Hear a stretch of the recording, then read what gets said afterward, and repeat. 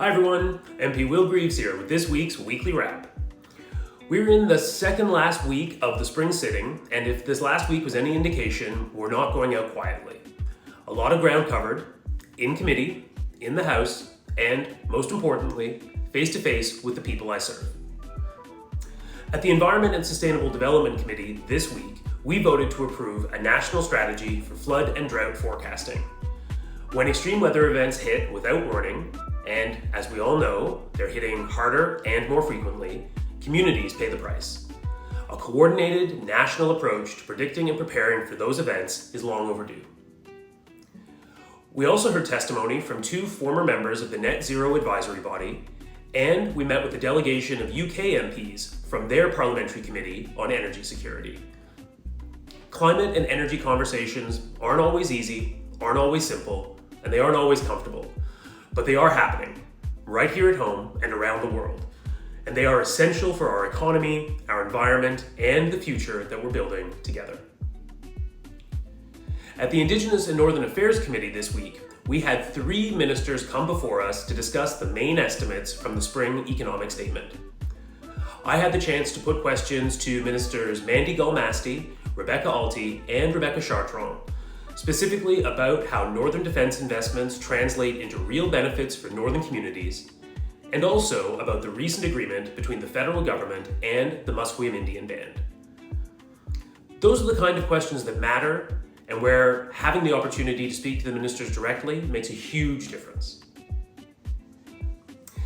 The House also passed 2 important pieces of legislation this week. C-16, the Protecting Victims Act, which focuses on child protection and ending gender-based violence, and Bill C-25, the Strong and Free Elections Act, which focuses on election integrity and protecting against foreign interference. The government also introduced the Safe Social Media Act to protect kids online.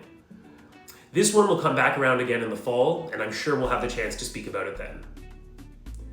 Earlier in the week, I sat down with organizations doing serious work.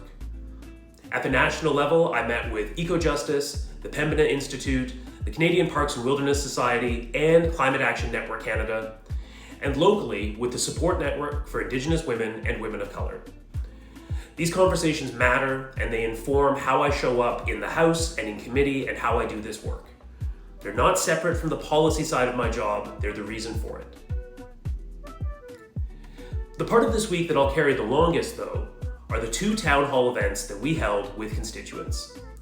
Thanks to the Cook Street Activity Centre and to Goward House for putting them together, and to everyone who took time out of their day to come out and speak with me. I've been an MP for just over a year now, and getting to sit with the people who sent me here to Ottawa, to hear what's on their minds, answer their questions, and share some honest reflections, well, that's become the part of this job that nothing else quite comes close to. Overall, it was a full week. I'm back in Ottawa now for the last stretch of the spring sitting.